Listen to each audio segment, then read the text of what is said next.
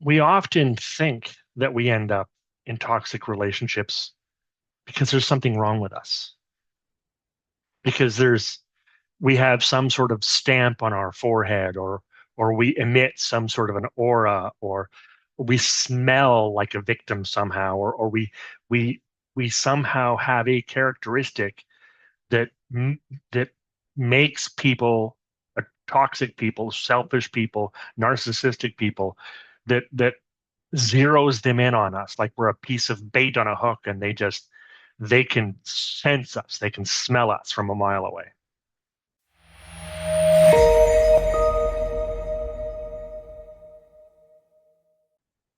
Hello, everybody. Today I want to talk about toxic partners. Specifically, why do we keep ending up with toxic partners? Why do we keep ending up in toxic relationships? And maybe not even just partnerships, but maybe with our friends, family, coworkers. Why do we end up with toxic relationships with people of all walks of life, in all of our relationships, or in different kinds of relationships? Why do we end up in relationships with people who are toxic?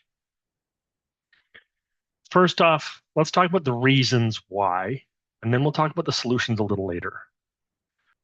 We often think that we end up in toxic relationships because there's something wrong with us, because we have some sort of stamp on our forehead, or we emit some sort of an aura, or we smell like a victim somehow, or we we somehow have a characteristic that that makes people toxic people, selfish people, narcissistic people, that zeroes them in on us like we're a piece of bait on a hook, and they can sense us, they can smell us from a mile away. And while that is kind of true, it's not really true in the way you think it is. There's no body size or personality type or way you dress or carry yourself. There's no specific characteristic that you have that attracts them to you. Or rather, the characteristic that you have that attracts them to you is that you think so there's something wrong with you. You have insecurities about yourself. You think you're not good enough, you're not enough, you're imperfect, you're somehow broken, there's something wrong with you. It's that.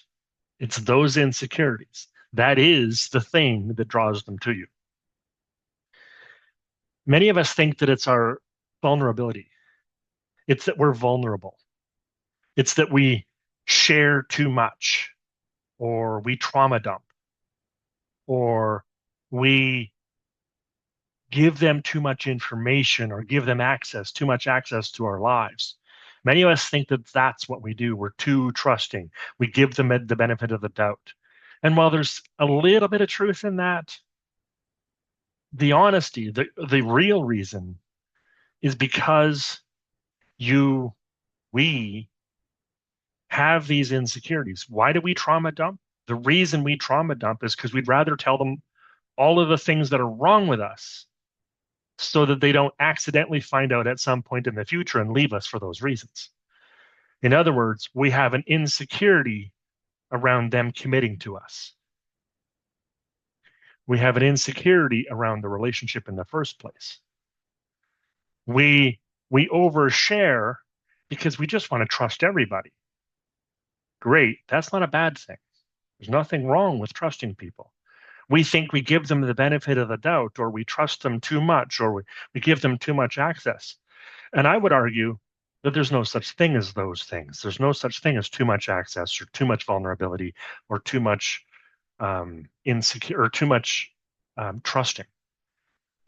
The problem isn't that you trust too much, or that you give them too much. The problem is you're giving those things to people who can smell blood in the water, like a shark smells blood in the water. What they're actually smelling is not what you're sharing. It's that you're bleeding from a place, from a wound you don't even remember you have. It's that your insecurities, your your wounds, those things that have you've been carrying most of your life, those are what they smell like blood in the water. It's those things that when somebody does something nice for you, you don't understand why they would, or it feels really, really good. Maybe perhaps better than it should. It feels so good when somebody does something nice for you, buys something nice for you, or takes you someplace, or says something to you. It feels really, really good because you've either never or rarely ever had that before. If it feels like somebody's noticed you for the first time, that's a warning that you might have an insecurity. If somebody does something for you or says something to you, if they compliment you and it feels like nobody ever has, or especially if they compliment you and it's against it's the opposite of what you usually hear. If what you usually hear is you're fat, or what you think you hear is you're fat, or what you actually hear is you're fat, and somebody comes up to you and compliments how good you look, how perfect your figure is,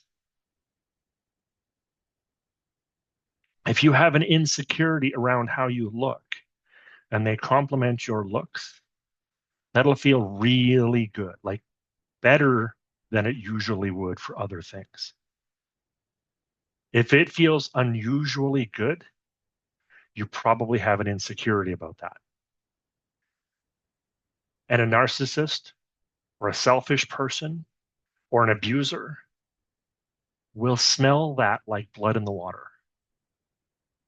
They will notice that you had an unreasonably positive reaction to something good they said or did.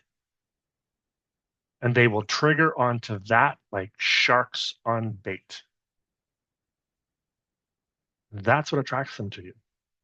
It's the very fact that you think there's something wrong is what attracts them to you. The other thing that attracts them to you is you don't know yourself. You don't know who you are. You think you know what you want and what you like, and what you want and what you like is so generic that you've never even thought about it.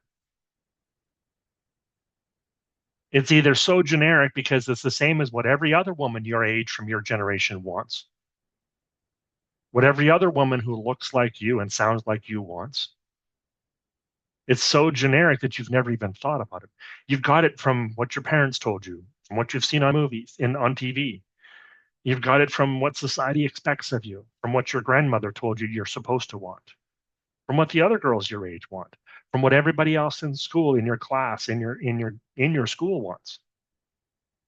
Do you know what makes you different? What makes you different in a way that is good, in a way that you like? Do you know what makes you unique? And not just in a bad way, but unique in that you have an authority or a skill or an attribute, a trait that people might enjoy. Do you know what you like about yourself? When a narcissistic person or an abuser or a selfish person walks into your life and they can tell you don't know what you like, all they have to do is any random good thing, and it doesn't even matter if it's something that you wanted because any random good thing will make you feel good, right? If you hate flowers but he buys you flowers, you're going to feel good about that because doesn't everybody like getting flowers? Well, some people do, yeah, but not everybody. So that's the other reason why you keep dating these toxic people, that you keep being friends with these toxic people, with these people who hurt you or use you or ignore your boundaries because you don't even know what you want, who you are. You don't beyond your beyond your basic um, spiritual beliefs, you probably don't even know what you believe about the world, about yourself, about family.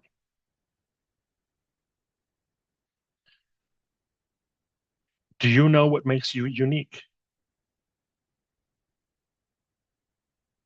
And I'm not just talking about those things you've been teased about or picked on your whole life.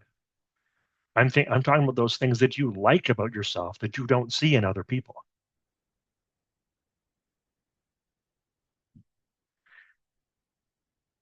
And lastly, do you know what boundaries are?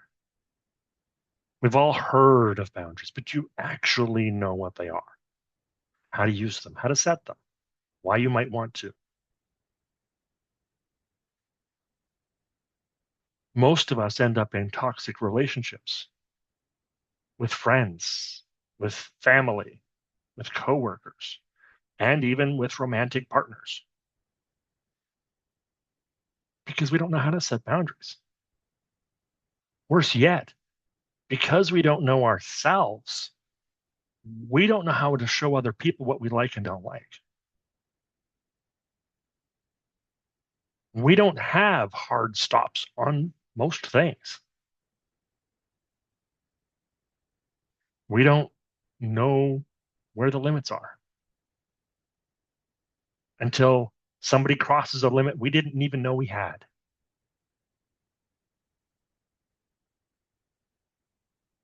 So the reason we end up in toxic relationships, the reason we end up with toxic people in our lives, the reason we end up with friends who use us, friends who take advantage of us, coworkers who ignore our time or space, family who don't even care what we've said, what we've asked for. They don't respect anything about our space, our time, our values.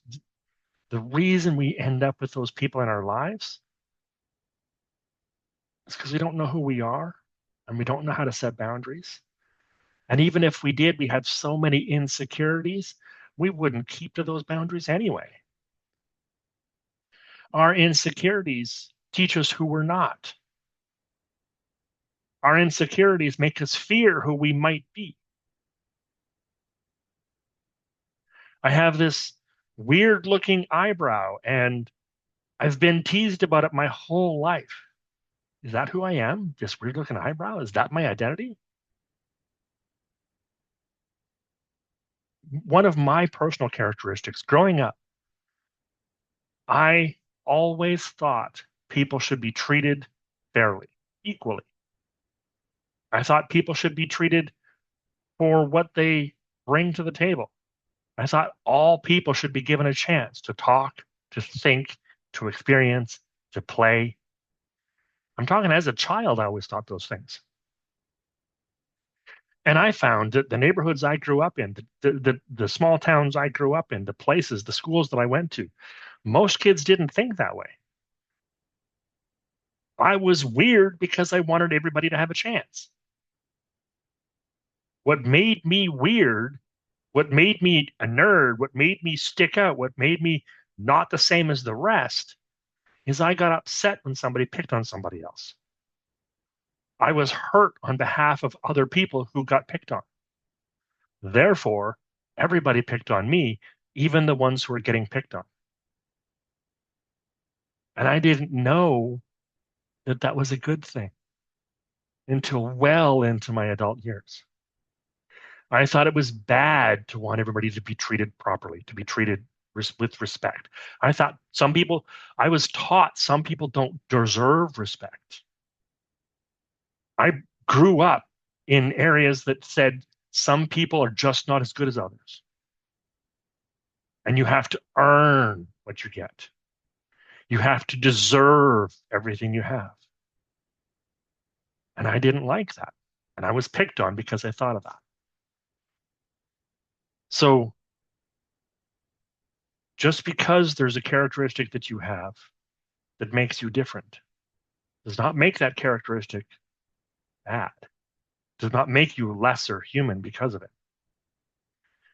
Even if you're missing an arm or you have a deformation of some sort, or you don't think properly or the same way that everybody else does. And when I say properly, that's what I mean.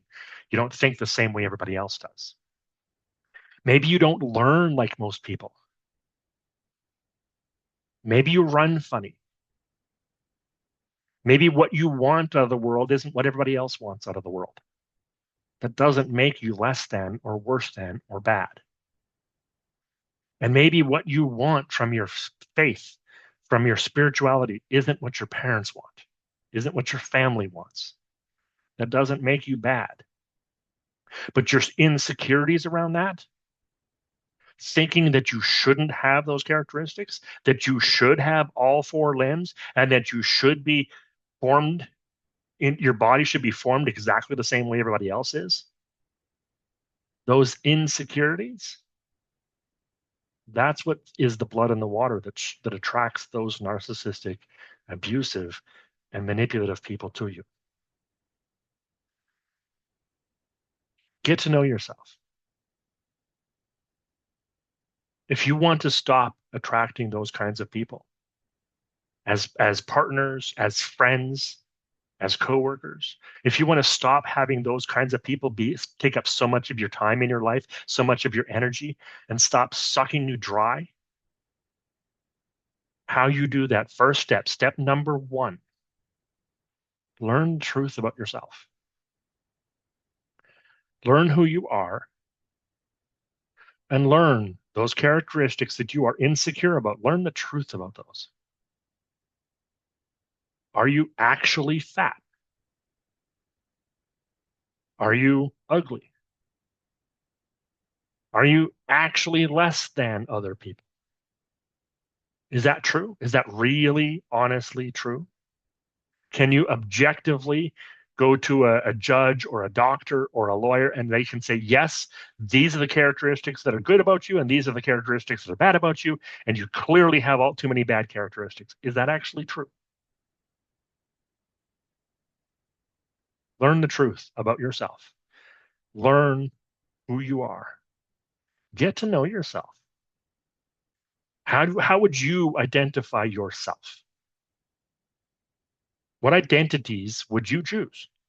And I say plural because too many of us spend most of our lives trying to stop being labeled.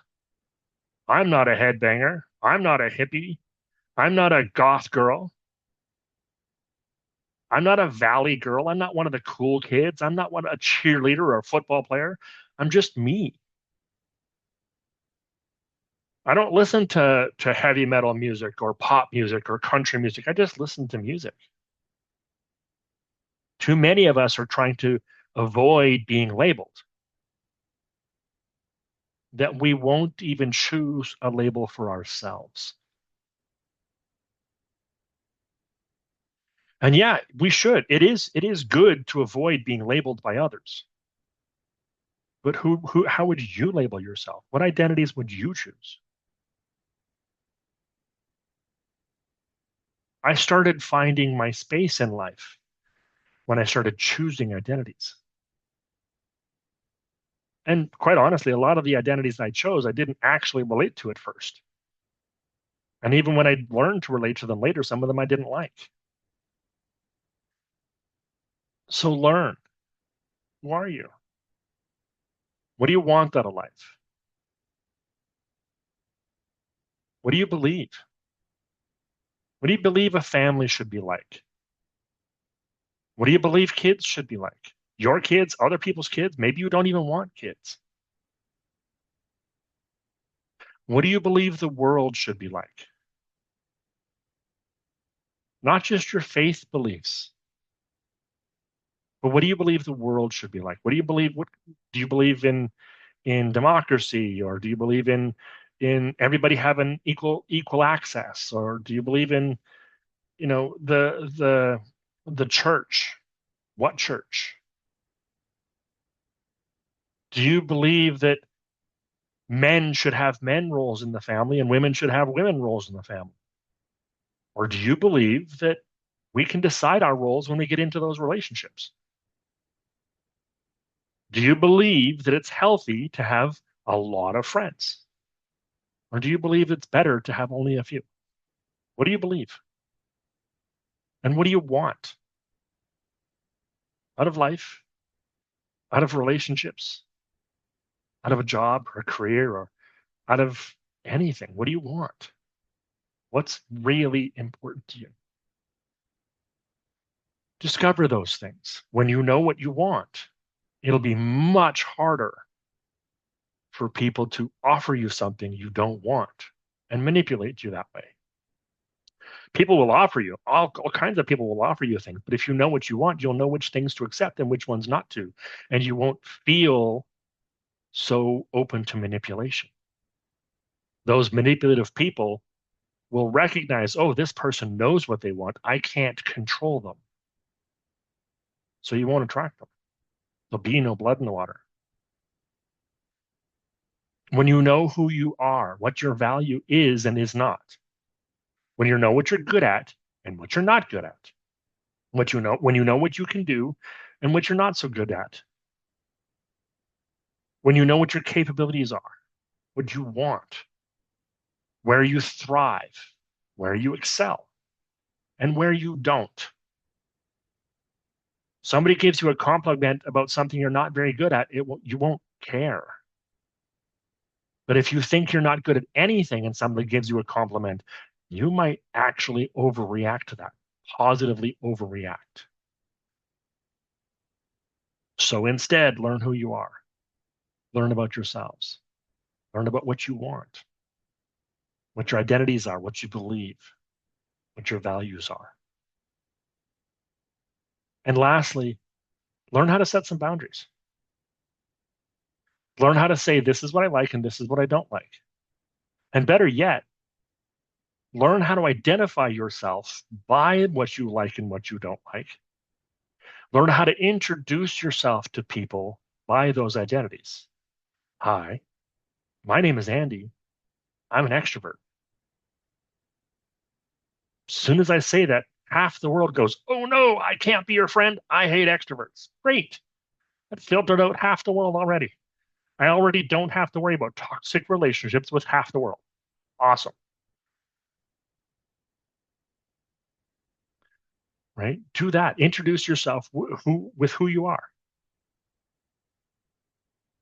with the things that you like, not your deepest, darkest secrets. I mean, you can use those, but that won't help. Introduce yourself with how you identify, how you self identify. Tell people what you like about yourself. Show people what you want to share with them. And what you'll find is people who like the things that you like, want the things that you want, believe the things that you believe, will gravitate to you. And those who want the opposite to what you want, believe the opposite to what you believe, and value the opposite to what you want, or don't like your identities, will repel from you. You won't have to protect yourself from toxic people because they won't want to be around you. You'll have to put up fewer of those protective boundaries if you use the kinds of boundaries that identify who you are. Do that. That's how you protect yourself. That's how you stop yourself from being in so many toxic relationships, from attracting so many toxic people. Know yourself, trust yourself, learn the truth about yourself, and then learn how to go about the world, run around the world, experience the world, show up in the world as yourself, as those things you've discovered about yourself. That's what they actually mean when they say be yourself. The problem with being yourself is most of us don't know who self is. Find out, learn the truth, be that person, and set up boundaries around yourself as that person. Commit to being who you really are, to liking the things that you like and wanting the things that you want. Doing that, and you'll find far fewer toxic relationships in your life. Thank you for watching this video. In the future videos, I'll talk about how to do each of these things and how to become far less likely to attract toxic people in the future. Thank you for watching.